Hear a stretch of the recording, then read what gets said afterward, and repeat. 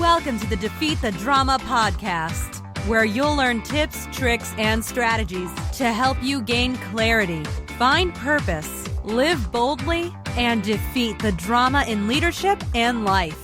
Host Kirsten E. Ross is known to many as the drama-free queen. She is the undisputed expert of transformation. She'll move you from resigned, resentful, and overwhelmed to focused, engaged, and empowered. Welcome to the Defeat the Drama podcast. I'm Kirsten Ross, your host, and this is episode number 56. Drama zaps energy and steals focus, so let's defeat some drama now. In today's episode, I'm going to be sharing some tools you can use for both leadership and life. And I just want to ask you, are hoops creating your drama? So you may not have heard this term before. It's kind of one I came up with while I've been working with clients over years and years. And so I'm going to share with you what those are and have you take a look and see if maybe someone's asking you to jump through hoops without you knowing it, or if you're holding up hoops for others. So it's time to talk about a drama-inducing tactic that many of my clients use or experience in their relationships, both personal and professional. I call it the hoop, as in jump through my hoop. The hoop happens when one individual is testing another individual without their knowledge. If a hoop holder were honest, here's what they'd say. I'm going to ask you a question. I'm going to assign all kinds of meaning to the answer you give to this one seemingly simple question. You don't know why I'm doing this. You don't even know that I am doing this. However, you will suffer the consequences if you don't answer the way I'd like. And when I say answer, you can also fill in that blank with act. So if you don't answer or act the way I'd like. So for instance, in a recent example, a client shared that he had asked an employee whether they'd like to attend this specific seminar. The employee, thinking it was just a straightforward question about a specific seminar on a specific day, said, "You know what? That won't work for me." So my client, aka the hoop holder, surmised by this answer that the employee wasn't really very interested in his job. He'd only been there a little while, and so he was attaching all this meaning to the answer that this employee gave. So do you see, he was holding up a hoop. He had some unanswered questions. Do you really love what you're doing? Do you want to be here? Prove it to me. I'm going to ask you this seemingly simple question, and I'm going to attach all kinds of meaning to your answer. So a yes would have indicated a passion and potential for greatness. A no, on the other hand, in my client's mind, meant that the employee didn't care to learn anything new about his field. Well, in my mind, and probably in yours as you're listening to this story, there's a long leap to make from, can you attend this seminar, to, wow, you care nothing about your future here. You're probably about ready to quit.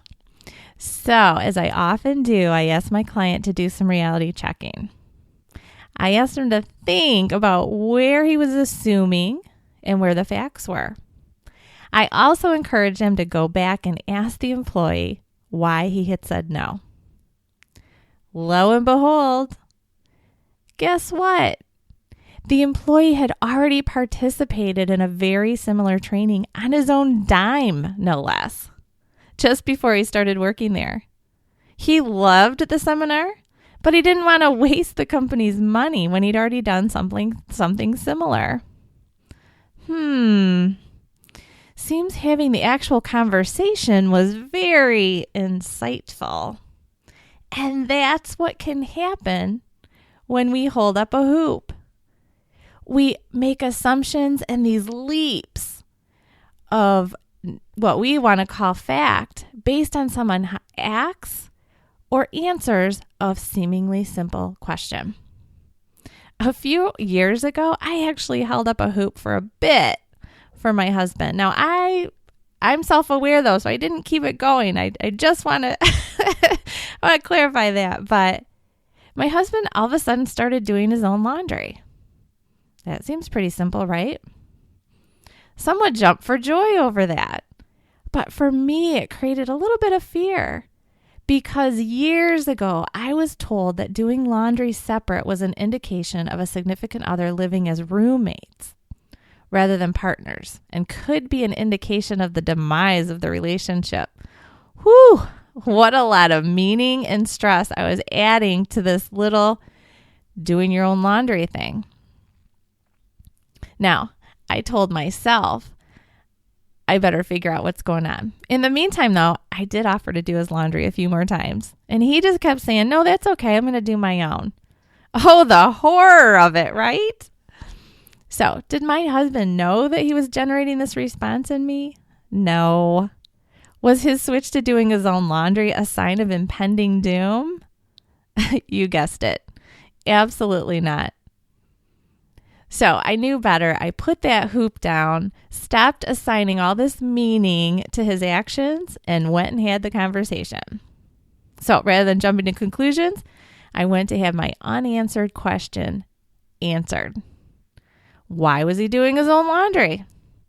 Well, the answer had nothing to do with our relationship. He was doing his own laundry because his stuff kept getting mixed up with the clothes of our team boys who were now wearing the same size or roughly the same size.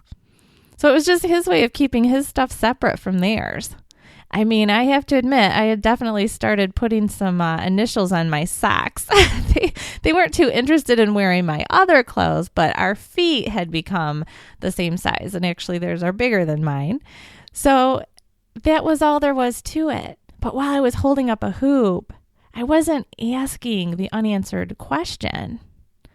I was just looking. I was looking for reinforcement. Like, show me our relationship's okay. Let me do your laundry. How silly.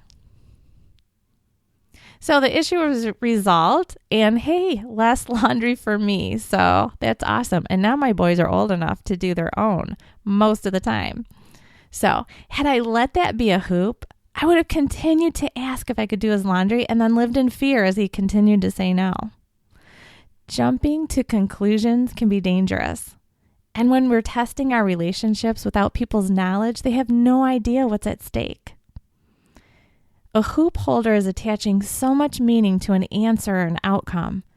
The employee, the spouse, or significant other is participating in a test without being told. These hoops breed drama as the hoop holder becomes disappointed or frustrated with the hoop jumper and begins to relate to him or her differently.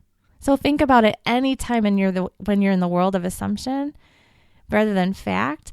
You're acting based on your assumption because your assumption is your fact, whether it's truth or not. And so being the hoop holder is difficult. You're going to change the way you're relating to the people in your life and in your work based on how they're responding to your hoops rather than fact. So I encourage you instead, have the conversation. Ask the question. What is your big unanswered question? Figure it out and just go ask. Where are you in both your work relationships or life relationships attaching potentially unrelated meaning to an action or an answer? Where are you testing your relationships through covert operations rather than just hashing out your concerns?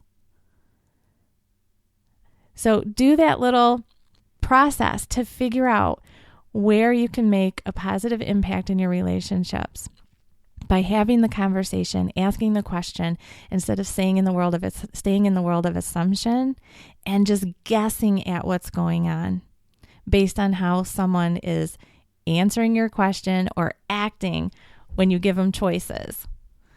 Don't attach all that meaning to it. Just ask, have the conversation. So that's it for today. I hope you find it helpful. In the meantime, do you need a more comprehensive program to help you defeat drama in your organization? Join the Defeat the Drama, Delight Your Customers, and Improve Your Bottom Line Bootcamp. It's a surefire 7-step system to get your team doing what you need, loving what they do, and directing focus where it should be. There are 7 modules that will walk you step by step how to get your team aligned and getting things done in your business. Doesn't that sound great? I have a host of graduates who have transformed their teams through the process. In the first module, you'll gain clarity about what you sell, how it should feel for your customers or clients, and why you do what you do. In the second, you'll generate actions aligned with business objectives. You'll get very clear on what you need your team to do. Then you'll learn how to empower your team to take targeted action with tenacity. And it's way more than saying, I provide autonomy. Then you'll identify and remove barriers to team productivity, drive focused employee correction conversations, and empower yourself to transform your team. You'll learn the key steps of how to hire well, and then establish harmony and productivity. All of these modules will be available to you 24/7. You'll also gain access to me through exclusive office hours just for bootcamp participants. And you get a discount as a podcast listener. So go check it out. You can find it at defeatthedrama.com/podcast discount. There's a little video of me and more information about the wealth of bonuses that you get as well. You can also go to the show notes to find it. Go to defeatthedrama.com, click on the podcast site, and then find show notes for episode number 56. So that's all for today. Hey, and don't forget, if you've got a current drama challenge, submit your question to me and I'll give you some customized solutions on a future episode. Until next time, make it a great day.